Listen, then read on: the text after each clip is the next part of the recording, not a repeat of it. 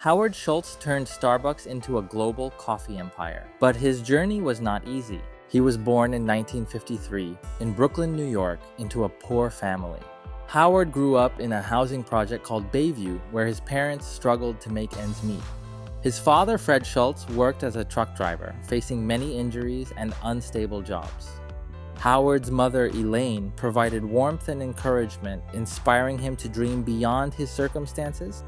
As a child, Howard saw his father hurt at work with no health insurance or support. This experience shaped his commitment to offering benefits to Starbucks employees later in life. Howard loved sports and used football as a way to escape his difficult environment. He earned a football scholarship to Northern Michigan University, becoming the first in his family to attend college. While in college, Howard studied communications and learned how to connect with people effectively. After graduating in 1975, he took sales jobs to support himself and gain experience. Howard eventually landed at a Swedish coffee maker company called Hammerplast, selling drip coffee machines. He became their director of sales, and during a visit to Seattle, he discovered Starbucks. At the time, Starbucks was a small local shop selling roasted coffee beans and equipment. Howard was amazed by the rich aromas and passionate coffee culture he found at Starbucks. He knew immediately that Starbucks had potential far beyond selling coffee beans alone. Howard convinced Starbucks founders to hire him as Director of Marketing and Operations in 1982. During a business trip to Italy, he experienced the vibrant cafe culture in Milan firsthand. He loved the idea of espresso bars as social hubs where people gathered and connected. Howard wanted to bring this Italian coffeehouse experience back to the United States with Starbucks. When he proposed this idea, the Starbucks owners rejected it, fearing it would change their business. Disappointed but determined, Howard decided to leave Starbucks to pursue his vision on his own. In 1985, he opened his own coffee company called Il Giornale with support from investors. Il Giornale quickly became popular for its high-quality espresso drinks and European cafe atmosphere. Howard proved that his concept of coffee shops as community spaces could work in America. In 1987, the original Starbucks owners decided to sell their 6 stores and roasting plant. Howard seized this once-in-a-lifetime opportunity, raising $3.8 million to buy Starbucks. He merged Il Giornale with Starbucks and became CEO of the newly expanded company. Howard began opening Starbucks stores aggressively, focusing on prime urban locations across the country. He believed coffee shops should be welcoming third places between work and home for everyone. Howard treated his employees, whom he called partners, with respect and generous benefits packages. He offered health insurance and stock options even to part-time workers, a groundbreaking decision.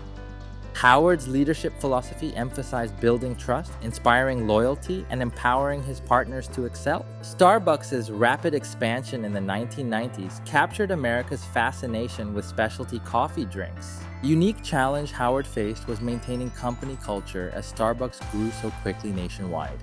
He implemented training programs to teach partners about Starbucks' mission, values, and coffee expertise. Howard prioritized store design, music, and aroma to create a consistent, inviting atmosphere everywhere.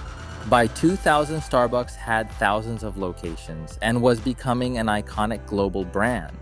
Howard stepped down as CEO in 2000 but returned in 2008 during financial troubles. He led a major company transformation, refocusing on quality, customer experience, and core values. Howard closed stores for retraining, improved coffee standards, and reignited Starbucks' mission of connection. His turnaround strategy restored growth, strengthened company culture, and inspired employees worldwide. Howard Schultz's journey from poverty to billionaire coffee mogul is a powerful lesson in resilience. He believed in creating value for both customers and partners, not just shareholders alone. Howard showed that empathy and vision can transform not only companies, but entire industries. His commitment to ethical sourcing helped promote fair trade and better conditions for coffee farmers.